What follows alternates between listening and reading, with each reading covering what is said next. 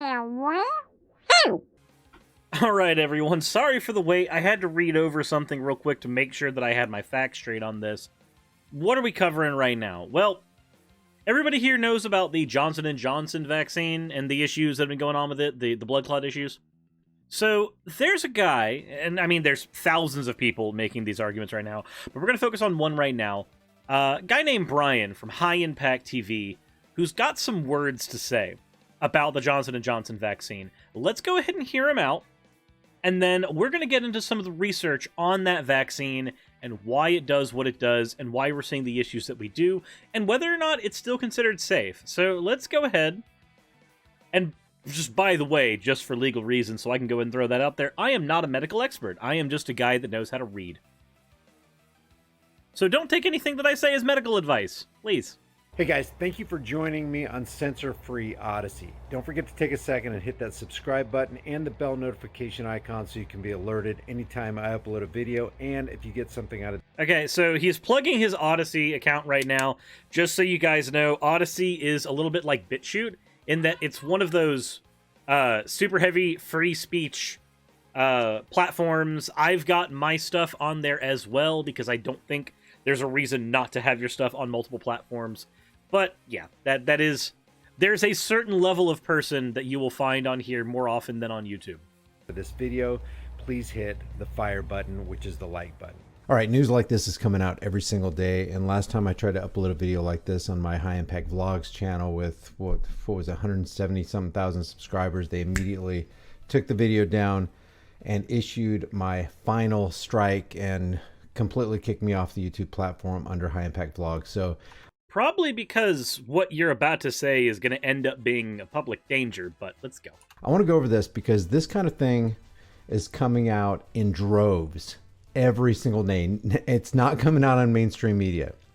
And that part is a lie, actually. We're going to cover that in a sec. They want you to believe on mainstream media concerning the Johnson & Johnson vaccine specifically is that only 6 people out of 6.8 million, now it's 7.2 million who've received the Johnson & Johnson vaccine. We're going to put it on pause for these 6 people, but it's not serious.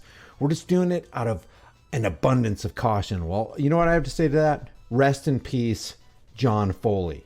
21-year-old John Foley, who got the Johnson & Johnson vaccine, and now he's dead. This is from the Daily Mail. And there's already going to be your first indicator that we are ready for bullshit. The Daily Mail is not a website that you need to be trusting for your news source. Just gonna throw that out there for anybody that is not already intimately familiar. Daily Mail. Let's go ahead and pull it up real quick so that we have it available. So let's go ahead and just pull it up right here. Daily Mail has a very low rating of factual reporting. And they're not quite extremists on the right, but they certainly do pivot a lot of their stories for the right wing. And also, again, this is the part that I'm mainly concerned about. This incredibly low bar of factual reporting. Just so you know, let's go ahead and put in Fox News so you can see the difference. So Fox News, which is also absolute horseshit, at least rates mixed. And CNN, which is also kinda horseshit, at least rates mixed. If you can't clear Fox News and CNN levels of factual reporting, I'm already going to call sus on anything that you pull off of that website. Guys, this is so freaking serious. It makes me wonder, number one, how many cases that aren't being reported are actually out there. And you know mainstream media is not going to report it, but even with every case that we see reported, how many of... Daily Mail is mainstream media at this point. I am sorry. If you think that Daily Mail does not have a hook in as many people as Fox and CNN do, then maybe you need to reevaluate how you figure out what kind of news source you're going to be utilizing. Of them didn't report it. How many of them didn't put two and two together and go, you know what? This is beyond coincidence. Aunt Martha died 3 days after she got jabbed. Pfizer, Moderna, Johnson & Johnson. In the UK, it's AstraZeneca. It doesn't matter. People are literally chalking this up to coincidence. So in 2019... So wait, hold on. Do you not actually have evidence? Your argument is resting on it can't be coincidence. You're not actually showing us real numbers or anything. You're just postulating at this point. This is post hoc ergo proctor hoc. Correlation does not equal causation. For those who don't know, the post hoc ergo proctor hoc fallacy is essentially an argument that says that, hey, merely because this happened after something else, post hoc, does not mean that the thing that happened prior was the cause. Proctor hoc. If I cut my thumb and then my toe hurts 10 seconds afterwards, it does not logically follow that me cutting my thumb directly had any relation to the pain in my toe, because there's data missing here. I didn't tell you that I jammed my toe a half a second ago into my closet door. And because I didn't tell you that, because I did not give you that information, it was not available to you, all you heard was cut thumb, toe hurt. These two things together suddenly made a logical argument for you, but that's not how logical arguments work. You can't form an argument off of missing data. You can't just go, that's, oh, by the way, there's another fallacy at play there. It's an argument from ignorance fallacy. Well, I don't know, so it must be X. Or 2020 and 2021, the leading cause of coincidence is vaccine. That's what we're led to believe. Wait, really? Do you have any citations for that? The leading cause of coincidence is vaccine? One of the most well understood pieces of scientific data that we have is on the efficacy of vaccines. Now, as we develop new vaccines, especially things like the current RNA vaccines that we're dealing with trying to combat COVID, there are some different things that we're having to take into consideration. There are things that we are learning. But the science behind vaccines as a whole is very well understood. Just like the science behind painkillers is well understood. But if we make a new painkiller tomorrow, there's going to be new things we have to figure out about it. That's kind of how these things work. They're works in progress. Continue on, Brian.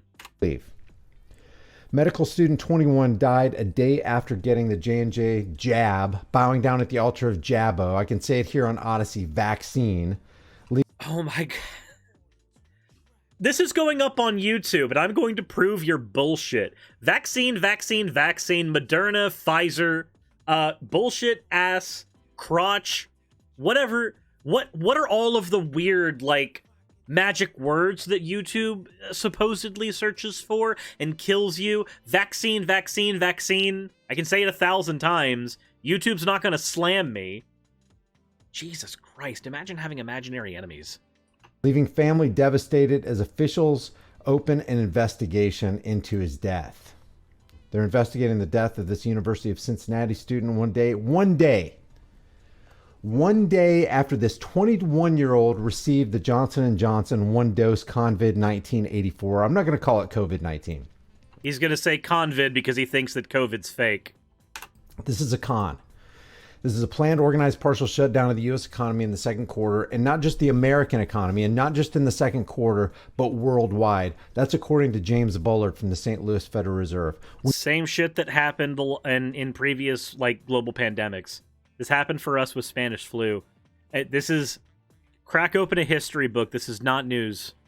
We know what's happening. We know why it's happening. This is the... No, you don't. You have a bunch of hearsay, and you have some magical words that you think get you banned off of platforms, and these are the arguments that you have. You're using the Daily Mail as they cite Fox. That is your source. People who come to Odyssey to listen to you, are fucking duped. The greatest transfer of wealth and power this world has ever seen under the guise of, oh my God, we got to save people from the pandemic. So, okay, let's go ahead and talk about this transfer of wealth and power part. This part, you're not wrong about, but I think the problem is that we're not going to agree on who the elites are here. During the pandemic, and we can at least agree on this, Brian, because I do not like our current overlords, we'll go ahead and say, during the pandemic, Jeff Bezos has more than doubled his net worth, if I'm right. Let's see here. Billionaires after pandemic net worth. Just throwing it up there. USA Today, I will allow ads because you will not shut up. Holy crap. Jeff Bezos and Elon Musk, among billionaires getting richer during the coronavirus pandemic. They have added a combined over $931 billion to their net worths, and this is with America's 614 billionaires. This means that at least a few billion for every single fucking billionaire in America. And they are a fraction of a fraction of a fraction of a percent. Just think about what $931 billion could have done to the United States economy had it actually not pooled in the hands of a handful of elites. But I am not familiar enough with you, Brian, to know who you think the elites of the world are. I don't know if you and I would both agree. Oh, by the way, I was pulling up this. I am so sorry that did not come up when I thought it would. That is my bad. From USA Today, talking about the amount of money that Jeff Bezos and everybody else has gotten in collectively. Brian, I do not know. As I said before, I do not know who you think the elites of the world are. And I am terrified because usually people who get banned off YouTube, they get banned off of it for patterns of behavior. Usually. Not all the time, but usually. And one of those patterns of behavior that typically gets recognized by YouTube is anti-Semitism, where the globalist elites that you end up railing against tend to have a lot of things in common with Jewish people, and then it ends up just being that you're just arguing against the Jews at a certain point. I don't know if that's the case. I don't know if this is actually a dog whistle for anti-Semitism. If anybody is more familiar with Brian and his content, then maybe you can contextualize that for me. But at least we can agree on one thing. Billionaires making more money during a pandemic instead of making less money by, I don't know, funneling that money into the economy to help stimulate it is a bad thing. I think that billionaires should be giving more of their money into other people's coffers. That money's going to trickle back up to them anyway when they buy a product, so why should it really fucking matter at that point? How are we going to cover up the financial collapse? We're going to initiate lockdowns. We're going to close businesses. We're going to institute shelter-in-place draconian rules, masks, social distancing, contact tracing, things that we've never done before. Actually, we did most of this during the Spanish flu period, but we did not have the technology available for this to be as well documented by independent people as it was back then. But there are still pictures of people running around in masks, en masse during the Spanish flu in America. Like this, while not well documented by independents the same way we can do these days, it was still well documented that this is how things worked then too. For better or worse. Didn't do it for 15% case fatality rate TB. Didn't do it for 25% to 90% case fatality rate of Ebola, or 10% SARS, or 9% MERS. But we're going to do it for 0.034% COVID 1984. I don't think so.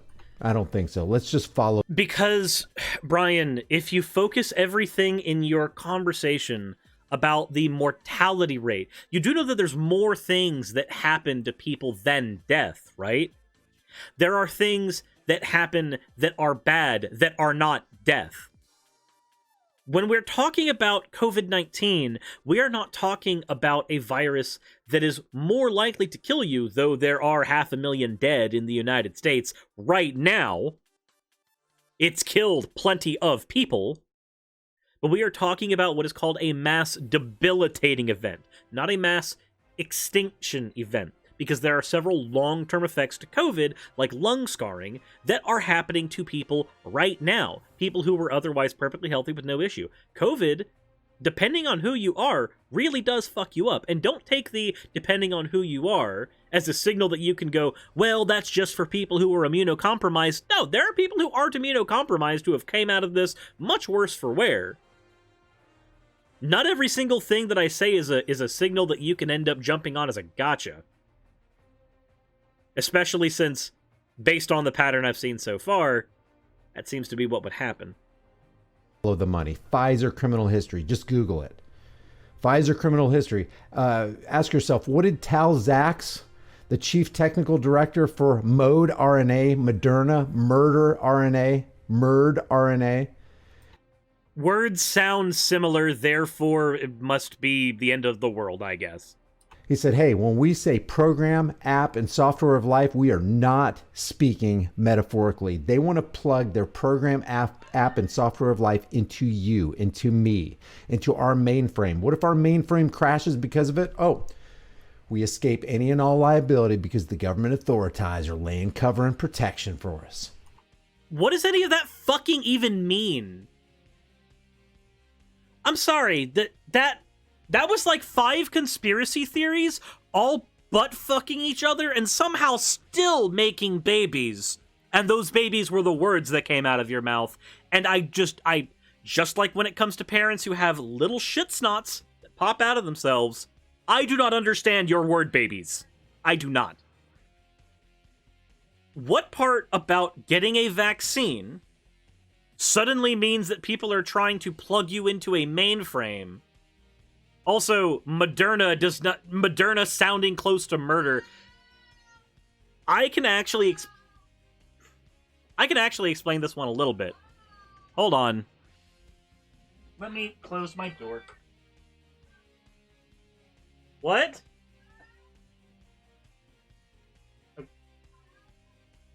Okay, no.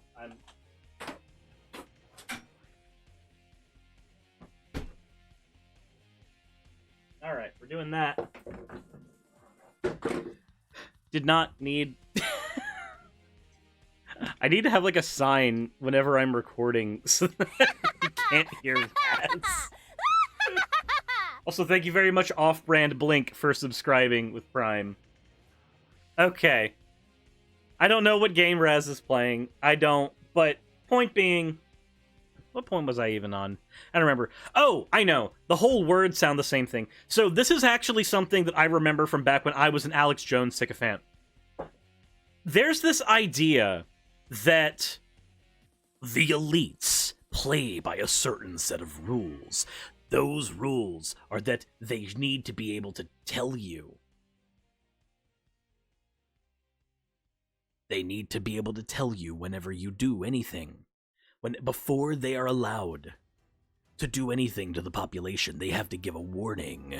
That's a thing that has been in that conspiracy nut circle for over a decade. The idea that the elites toy with their food so they, through Hollywood media and other means, show what they're going to do before they do it. So when they say Moderna, they're actually making it sound like murder because the real plan is to murder you, but they've got to show it to you before they can do it's this whole idea that they're all like owl statue worshipping cultists. And again, look, I don't have any love for billionaires or elites or any bourgeoisie type pieces of human garbage. I don't, but you can't just jump into a fantasy world merely because you don't like them. I don't like them. But there's no need for me to play pretend with them. John Foley, 21, a pre-med junior, passed away on Sunday. His body was discovered shortly afterwards by his college roommates, reported Fox 19. I'm just going to click on this. I haven't looked at this article yet. The Ohio Department of Health and the Hamilton County Coroner's Office are awaiting medical records and test results before determining the cause of death. It comes as the Centers for Disease Control and Prevention, what a Mickey Mouse corporation that's completely owned by and operated by Big Pharma, can you say conflict of interest? And the FDA also rigged. And now The FDA, yes, the FDA is farked up. That one actually is fairly accurate. As far as the CDC, that one I'm a little more mixed on. But even if they were rigged, that doesn't change the fact that as of 7 days ago, the coroners have noted that there is no direct evidence that COVID-19 led to this UC student's death. There's no direct evidence that the COVID-19 vaccine killed a 21-year-old University of Cincinnati college student. Speaking to media on Friday afternoon, Samarica said that John Francis Foley died Sunday, one day after being administered the J&J vaccine. Cincinnati police surrounded the Columbus native's office campus housing. They say that he dies at home. His cause of death has not been determined. However, a preliminary autopsy report filed with the Hamilton coroner's office appears to be leading toward a heart or breathing issue. His death came into question due to close proximity of being administered the single-shot Johnson & Johnson vaccine. He was given the vaccine on Saturday, died the following day. By preliminary autopsy findings, we don't see any direct connection between the two. There's some misinformation about clots and pulmonary emboli, and again, on autopsy, we did not find any evidence of that. Samarico added that the investigation is still in its preliminary stages. So, I'm going to go ahead and say this right now. The time to believe anything is after the evidence has all been laid out the table, not during the speculation phase. However, what Brian seems to be doing in this video is believing everything during the speculation phase, building his own narrative during the speculation phase, but not actually looking at evidence. He's grabbing a Daily Mail article and then essentially using his asshole as his mouth in order to deliver words into your ear holes.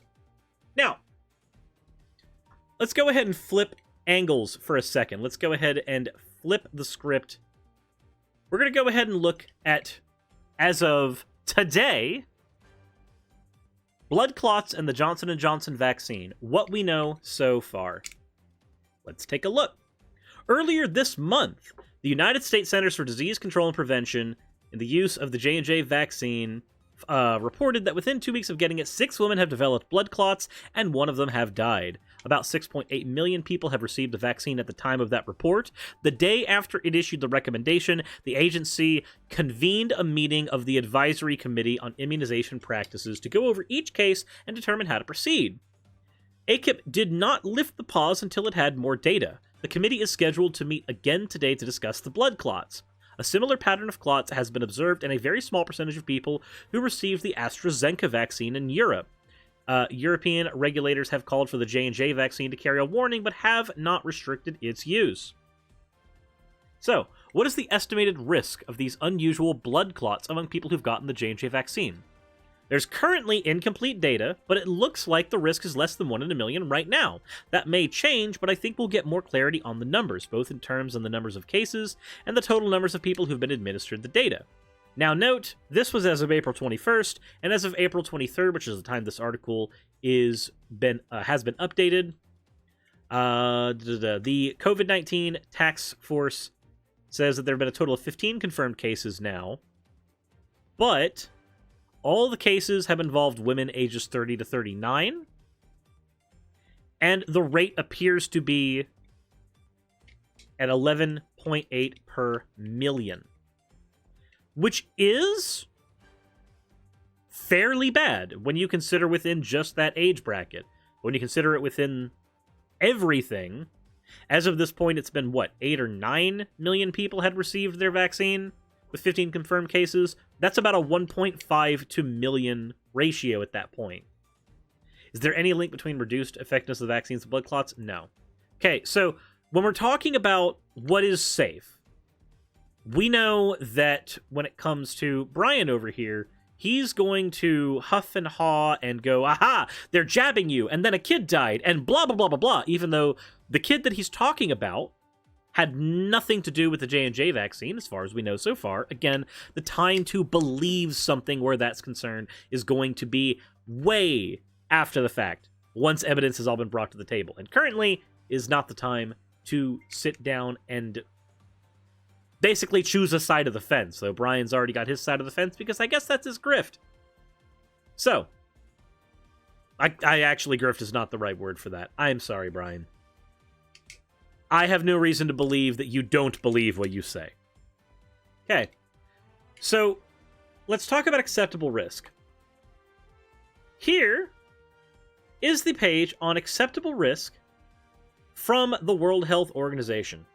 Now, I know that Brian is going to have a hissy fit about me using a long document from the WHO to make my point, because any organization that is not, fucking Natural Living or some shit, is going to be something that he can't stand. But let's talk about acceptable risk when it comes to vaccines, or any medication.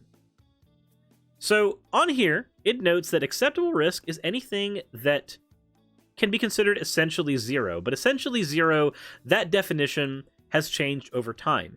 At one point, for purposes of discussion, the acceptable risk for medication issues, whether it be death or whether it be instances of issues, what have you, was 1 in 100 million. So if a item would make you develop cancer in 1 in 100 million chances, then they would be put forward as safe. The chances of you getting cancer were infinitely lower than you just going outside on a sunny day. The figure was adopted by the FDA in 1973, but it was eventually amended to 1 in a million. That is what was considered the acceptable level of risk for any particular item to develop any issue where you're concerned, whether it be blood clots, like talked about in the J&J vaccine, or anything else. The level of 10 to the negative 6 power, so 1 in a million, has been seen as something of a gold standard ever since. The U.S. Environmental Protection Agency typically uses a target reference risk of 10 to the negative 4th power to 10 to the negative 6th power for carcinogens in drinking water, which is in line with the WHO guidelines for drinking water. So, what's the point of bringing this up? The point of bringing this up is essentially to point out that when we're talking about what is considered acceptable risk, we're talking about a number that is defined as essentially zero. Effectively so small that the only time that it would happen is if we were doing a mass scale push out of this item, and even then, there are still other things that need to be considered. Right now, it's loose, but it seems that the Johnson & Johnson vaccine still functions within those acceptable limits. We have about 9 million people who've been vaccinated with the J&J vaccine. 15 of those people have developed blood clots with a single fatality. Again, John Foley is not the fatality that I'm talking about, because that fatality does not seem to have been linked to the J&J vaccine, despite Brian's protestations. This is, for all intents and purposes, still well within the accepted parameters of what is considered safe. And hopefully, unlike shoving a Daily Mail article in your face, by actually grabbing authoritative sources on this, maybe my case will look a little bit stronger when we're talking about vaccines and their safety and efficacy and all of this fun stuff. But with that said, that's enough yabbering out of me. If you guys enjoyed this video, please hit the like button. Please hit subscribe if you haven't already. Please follow me over at twitch.tv/NekoSuris. If you are in the mood for something a little less weighty on the brain, then maybe go consider subscribing to Sunset City, which is a podcast that I am running with Game Apologist and Channel Pup. Rather, we are all three running it together. And with all of that said, thank you all for watching. As always, everyone, insert end of video tagline here.